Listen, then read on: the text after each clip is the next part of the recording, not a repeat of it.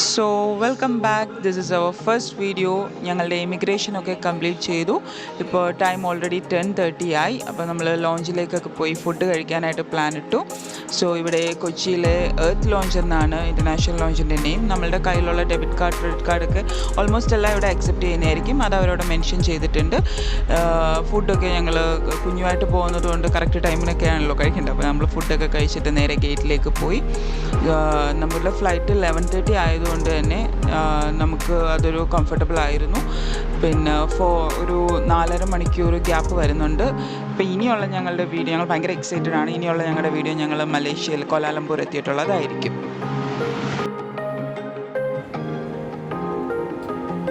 ഒന്നും പിടിക്കണ്ടല്ലോ, അങ്ങ് നടന്നാൽ മതിയല്ലോ. അങ്ങനെ ഞങ്ങൾ 4.5 മണിക്കൂറത്തെ യാത്രയ്ക്ക് ശേഷം കോലാലംപൂർ എയർപോർട്ടിൽ എത്തിയിരിക്കുകയാണ്. അപ്പം ഇവിടെ വെളുപ്പിനെയാണ് ടൈം, 6:30 ആയിട്ടുണ്ട്. ലേ ആണെങ്കിൽ ഉറക്കത്തിൽ നിന്ന് എഴുന്നേറ്റ് ഹാങ് ഓവറിൽ എങ്ങോട്ട് നടക്കണമെന്നറിയാതെ ആളിങ്ങനെ കറങ്ങി നടക്കുകയാണ്. പിന്നെ ഇത് അത്യാവശ്യം വലിയൊരു എയർപോർട്ടാണ്. അപ്പം നമ്മൾ തന്നെ ഈ ഒരു ടൈം ആയതുകൊണ്ട് നമ്മൾ കുറച്ച് ആൾക്കാർ മാത്രമേ ഇവിടെ ഉള്ളൂ ഈ ടൈമിൽ. അപ്പം ഞങ്ങൾക്ക് ഇവിടെ 2.5 hours ആണ്. ഇപ്പം ബാലിയിലേക്കുള്ള അടുത്ത ഫ്ലൈറ്റിലേക്ക് പോകുന്നതിന് മുന്നേ ലേ ഓവർ ടൈം നമുക്ക് 2.5 hours ആണ്. ഞങ്ങൾക്ക് തിരിച്ചു വരുമ്പോഴത്തേക്കും അത്യാവശ്യം നല്ല ടൈമുണ്ട്. അപ്പോഴത്തേക്കും Malaysian airport, Kuala Lumpur airport explore ചെയ്യാമെന്നുള്ളൊരു പ്ലാനിലാണ് ഞങ്ങൾ. അങ്ങനെ ഞങ്ങൾ മലേഷ്യ ടു ബാലിയിലേക്കുള്ള ഫ്ലൈറ്റ് കയറാനായിട്ട് പോവുകയാണ്. ഇവിടുന്ന് എയർ ഏഷ്യ തന്നെയാണ്. 3 മണിക്കൂറാണ് മലേഷ്യ ടു കോലാലംപൂർ. ലേമോള് പിന്നെയും ആക്റ്റീവായി തുടങ്ങിയിട്ടുണ്ട്. Sama anda untuk mengambil tempat duduk mengikut nombor yang tertera pada pas masuk anda. അങ്ങനെ ഞങ്ങൾ ഏകദേശം ബാലി അടുക്കാറായപ്പോൾ പൈലറ്റിൻ്റെ ഒരു അനൗൺസ്മെൻ്റ് ഉണ്ടായിരുന്നു. അതായത് നമ്മളുടെ റൈറ്റ് വിൻഡോയിൽ കൂടെ നോക്കുമ്പോൾ റൈറ്റ് സൈഡിൽ ഫേമസ് ആയിട്ടുള്ള മൗണ്ട് ബാറ്റർ വോൾക്കാനോ നമുക്ക് കാണാൻ പറ്റുമെന്ന്.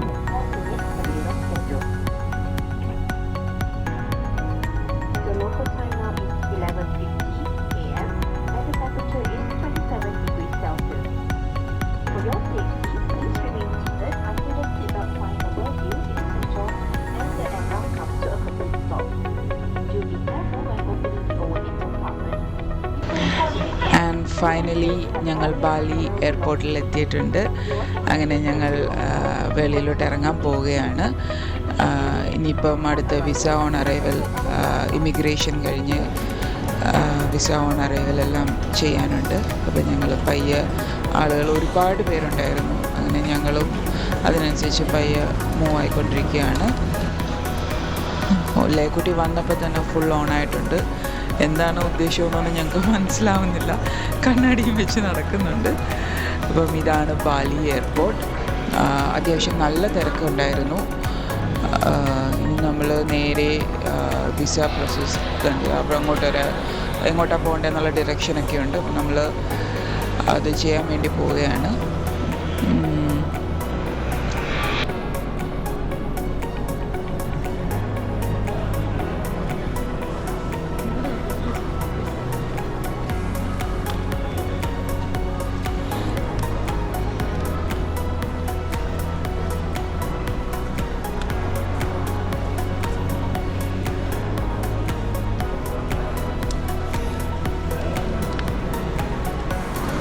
അങ്ങനെ ഞങ്ങൾ ഇനി വിസ എടുക്കാനായിട്ട് പോവുകയാണ്.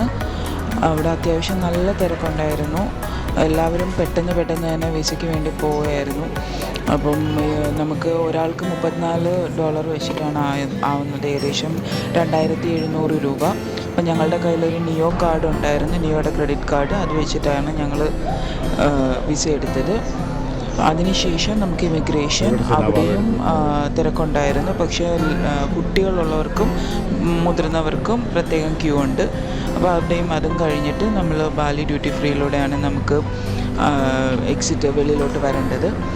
അപ്പം നെക്സ്റ്റ് നമ്മളുടെ ഇതെന്ന് പറയുന്നത് നമുക്ക് സിമ്മ് എടുക്കുക എന്നുള്ളതാണ്. അപ്പോൾ ഓൾറെഡി ഞാൻ നേരത്തെ പറഞ്ഞതുപോലെ ഞങ്ങൾ ആപ്പ് ഡൗൺലോഡ് ചെയ്ത് അതിനകത്ത് QR-ഉം എല്ലാം ഉള്ളതുകൊണ്ട് നമുക്കത് കൊണ്ടുവന്ന് അവരെ കാണിച്ചു കഴിഞ്ഞാൽ സിമ്മ് നമുക്ക് അവർ തന്നെ പെട്ടെന്ന് ഇട്ട് തരുന്നതായിരിക്കും. അപ്പം ഞങ്ങൾ ആ ക്ലൂക്കിൻ്റെ ഓഫീസ് നോക്കി കുറേ ഒന്ന് നടന്നു. കാരണം നമ്മൾ ചെന്ന് ഇറങ്ങുമ്പോൾ തന്നെ ഒരുപാട് പേര് നമ്മൾ സിമ്മിന് വേണ്ടി അപ്രോച്ച് ചെയ്യുന്നുണ്ടായിരുന്നു. അപ്പോൾ ആക്ച്വലി ഞങ്ങൾ അവരെ പാസ് ചെയ്തിട്ടങ്ങ് പോയി. അതിനുശേഷം വീണ്ടും കറങ്ങിത്തിരിഞ്ഞാണ് അവരുടെ ഓഫീസിലേക്ക് വന്നത്. വന്നു കഴിഞ്ഞാൽ അവർ പെട്ടെന്ന് തന്നെ നമുക്ക് നമ്മുടെ ഫോൺ വാങ്ങിച്ച് അവർ സിമ്മെല്ലാം ഇട്ട് 1 മന്തിലേക്കുള്ള എല്ലാം റെഡിയാക്കി തരും.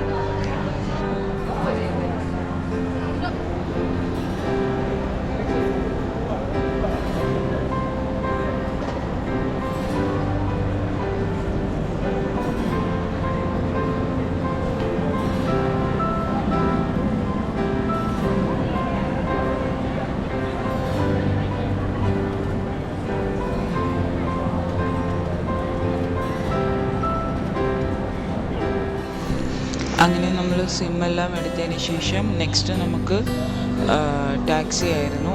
അപ്പോൾ ഇത് ഗ്രാബ് വഴിയാണ് നമ്മൾ ടാക്സി ബുക്ക് ചെയ്തത്. അവർക്ക് തന്നെ ഒരു ലോഞ്ചൊക്കെ ഉണ്ട്. അപ്പം നമ്മൾ ആദ്യം ഇറങ്ങി വന്നതിന് ശേഷം നമുക്ക് ഓൺലൈൻ പേയ്മെൻറ്റ് നടത്താൻ പറ്റിയില്ലായിരുന്നു. അങ്ങനെ ഞങ്ങൾ അവിടുന്ന് തന്നെ കറൻസി എക്സ്ചേഞ്ച് ചെയ്തിട്ടായിരുന്നു ടാക്സിക്ക് വേണ്ടി വെയിറ്റ് ചെയ്തത്. അങ്ങനെ ഞങ്ങൾ ബാലിയിലെ റോഡിലൂടെ ഞങ്ങളുടെ യാത്ര തുടങ്ങി. അപ്പം ആദ്യം നമ്മൾ സ്റ്റേ ചെയ്യുന്ന ഹോട്ടൽ, അതായത് അത് ഉബുദിലാണ്. അപ്പോൾ ഉബുദിലേക്കാണ് ഞങ്ങളുടെ ഫസ്റ്റ് യാത്ര.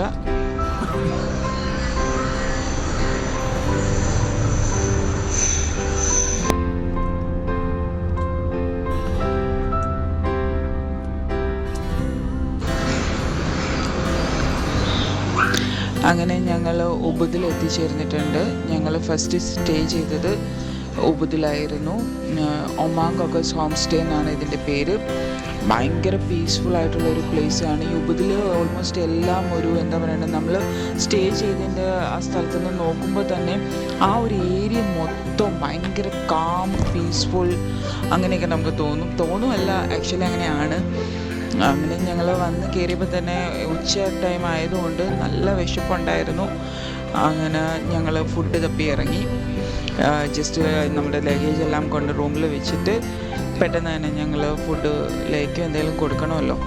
അങ്ങനെ ഞങ്ങൾ ഫുഡ് തപ്പി ഇറങ്ങി. ഒരു എത്തുപിടിയും ഇല്ല, പക്ഷെ ഞങ്ങൾ ഇറങ്ങി. ഈ സ്ഥലം കാണുമ്പോൾ തന്നെ നിങ്ങൾക്ക് മനസ്സിലാവും അത്ര ബ്യൂട്ടിഫുള്ളാണ്.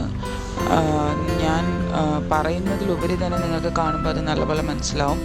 അപ്പം നമ്മൾ ആദ്യം ഇവിടുത്തെ സ്ട്രീറ്റിലോട്ട് ഇറങ്ങിയിട്ട് ഒരു ഹോട്ടൽ കണ്ടുപിടിക്കുക എന്നുള്ളതായിരുന്നു ഞങ്ങളുടെ ലക്ഷ്യം. അങ്ങനെ അവർ പറഞ്ഞു അങ്ങോട്ട് നമുക്കിങ്ങനെ ഡിറക്ഷൻ പറഞ്ഞു തന്നു, അങ്ങോട്ട് പോയാൽ ഹോട്ടൽസൊക്കെ ഉണ്ടെന്ന് പറഞ്ഞു.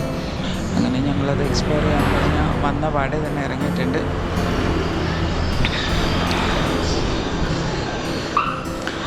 നമ്മൾ പോകുന്ന വഴിക്കെല്ലാം തന്നെ അവിടെ ബൈക്ക് റെൻറ്റിന് വെച്ചിരിക്കുന്നത് നമുക്ക് കാണാൻ പറ്റും. അപ്പം നമ്മളുടെ പ്ലാൻ അനുസരിച്ച് ബൈക്ക് റെൻ്റ് എടുക്കാൻ തന്നെയായിരുന്നു. അപ്പോൾ ആദ്യം പോയി ഫുഡ് കഴിച്ചിട്ട് വരട്ടെ എന്ന് കരുതി. അപ്പോൾ ഇതാണ് നമ്മൾ ആദ്യമായിട്ട് ഇന്തോനേഷ്യയിൽ പോയി അവിടെ നിന്ന് ട്രൈ ചെയ്യുന്നത്. ആ പ്രോപ്പർ ഇന്തോനേഷ്യൻ ഫുഡ് തന്നെയായിരുന്നു. നാസി ഗോറങ് എന്നാണ് ഇവിടെ നമ്മുടെ ചോറിന് പറയുന്നത്. കുറച്ച് ബോയിൽഡ് വെജിറ്റബിൾസ് ആൻഡ് എഗ് ഇതൊക്കെയായിരുന്നു.